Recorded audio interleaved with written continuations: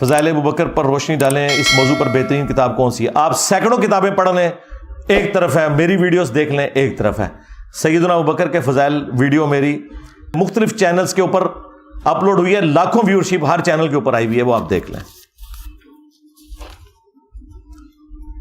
باقی فضائل صحابہ امام بن حنبل کی ایک کتاب ہے، اردو میں ٹرانسلیٹ ہوئی ہے، وہ آپ کو یہاں سے آدھی قیمت میں مل جائے گی مارکیٹ سے۔ اس میں تمام صحابہ کرام کے تفصیلی فضائل ذکر ہوئے ہیں، ان میں سیدنا ابوبکر کے فضائل بھی آپ کو مل جائیں گے۔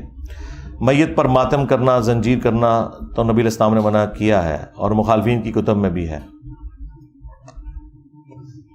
مولا علی سے روایت موجود ہے تو پھر جواز کیسے ہے؟ بھئی جواز کیسے، میں نے بتا دیا، یہ تو ہم نے ہی آگے بتایا نا، ان کو تو کوئی پتہ نہیں تھا، یہ تو ہم نے ہی آگے خود بات بتایا نا۔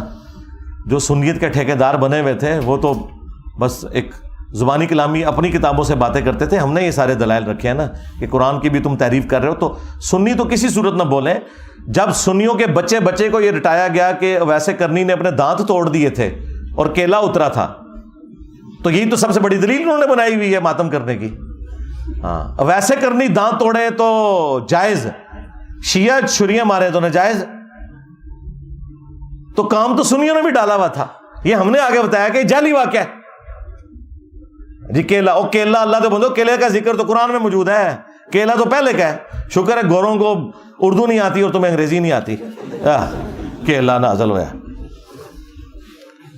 لڑکا اور لڑکی کا خاندان کی رضامندی سے نکاح ہوا مگر رخصتی نہیں ہوئی تو کیا دونوں ازدواجی تعلق قائم کر سکتے ہیں؟ الٹا لٹکا کے دونوں کو مار پڑنی چاہیے اگر کوئی اس طرح کی حرکت کرے۔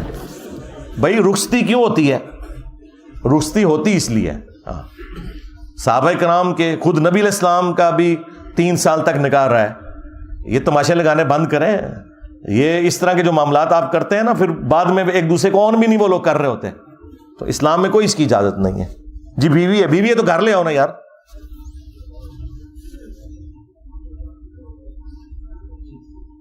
میرے گھر والے میرے مخالف ہیں دین کے حوالے سے، بہت اچھی بات ہے، حل بتائیں کیا؟ سب سے پہلے شکر ادا کریں، آپ بھی صحابہ کرام کی صف میں آخری نمبر پہ جا کے شامل ہو جائیں گے، انگلی کٹا کے شہیدوں میں شامل۔ اور دوسرا یہ ہے کہ فرقہ بازوں کو سمجھانے کا طریقہ، یوٹیوب پہ میری ویڈیو دیکھ لیں اور میرا انٹرویو مجلس 50 وہ دیکھ لیں۔ میں نے جتنی زندگی میں گدڑ سنگیاں سیکھی تھیں دعوت کے حوالے سے وہ اس میں سکھا دی ہیں کہ آپ نے بات کیسے پہنچانی ہے۔ سورہ طٰہٰ میں ہے کہ اب تم جاؤ فرعون کی طرف، وہ بڑا سرکش ہو گیا ہے۔ اس کی تفسیر میں ڈاکٹر سراج صاحب کہتے ہیں کہ موسیٰ فرعون کے پاس گئے، بنی اسرائیل پہ ظلم نہ کریں، انہیں اپنے وہ یار ڈاکٹر سراج نے نہیں کہا ہوا، قرآن میں لکھا ہوا ہے، خدا کے لیے پاپا جانی نہ بنو۔ وہ بخاری کی حدیث بیان کرتے ہیں، امام جلال الدین سیوطی فرماتے ہیں اور حدیث بخاری کی ہوتی ہے۔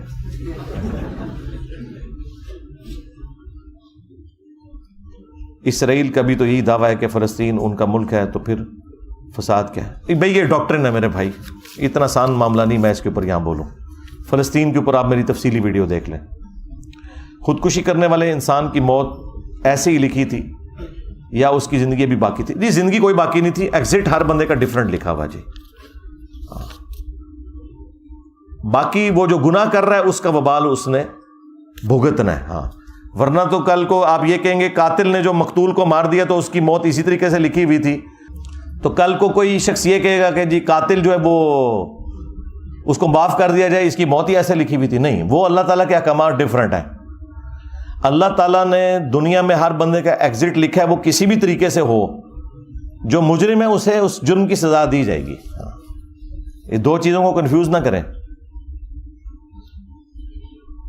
جو مولوی کہتا ہے قرآن مجید خود پڑھ کر انسان گمراہ ہو جاتا ہے، اس کے پیچھے نماز پڑھی جا سکتی ہے، کیونکہ آپ نے ویڈیو میں کہا کہ ایسا کہنے والا کافر ہے۔ میں نے یہ کہا تھا جس کا یہ عقیدہ ہو کہ قرآن گمراہ کرتا ہے وہ کافر ہے۔ میرا خیال ہے جس طریقے سے میں نے سمجھایا نا، آپ اس طریقے سے اس مولوی کو بھی سمجھائیں نا، تو اس کا بھی یہ والا عقیدہ نہیں نکلے گا۔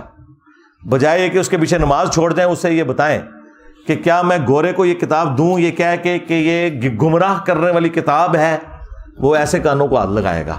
اسے یہ پتہ نہیں ہے کہ وہ بول رہا کیا ہے۔ جس طرح کہ کلمہ گو مشرک شرک کر رہا ہے، اسے پتہ نہیں ہے کہ وہ شرک کر رہا ہے۔ تو آپ بجائے ایک دوسرے کے پیچھے نمازیں چھوڑنے کے نا اصلاح کی کوشش کریں نا، اپنا بوریا بسترا جڑا سمیٹ کے سائڈ تے نہ ہو جاؤ، کام کرو نا، کام سارا میں ہی کرنا ہے۔ تو یہ کیا کریں آپ۔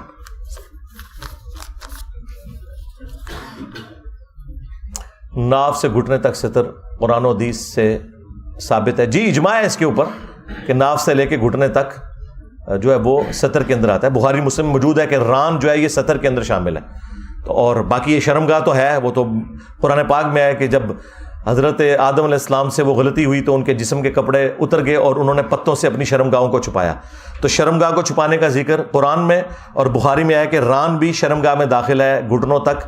تو یہ سارا کچھ موجود ہے. بھئی کہنا کیا چاہ رہے ہو آپ, کیا کرنا چاہ رہے ہو؟ اجماع ہے, اجماع کے بعد دلیل کی ضرورت ہی نہیں ہوتی. جب ہم کسی سے بدلہ نہ لے کر اس کا معاملہ اللہ کے سپرد کرتے ہیں تو کیا یہ معافی ہوگی؟ وہ آپ نے ڈیسائیڈ کرنا ہے. اگر آپ یہ کہہ رہے ہیں میں اللہ پر چھوڑ رہا ہوں کہ اللہ بدلہ لے, تو معافی تو ظاہر نہیں ہوئی اس کی, وہ پھر اللہ تعالیٰ بدلہ لے گا. ہاں آخرت میں آپ معاف کرنا چاہیں وہ آپ کی مرضی. معافی نہیں اس طرح ہوتی. کیا ہمیں اس شخص سے نکاح کرنا چاہیے جو آپ کو پسند ہو یا اس سے جس کو آپ پسند ہیں؟ واہ جی, دونوں سے نہیں کرنا چاہیے. ہاں دونوں ایک دوسرے کو پسند ہو تو پھر کریں.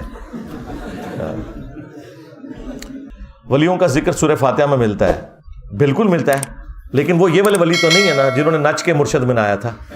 ہاں کسی کنجر کا ذکر تو نہیں ملتا قرآن کے اندر کہ وہ ولی اللہ ہے.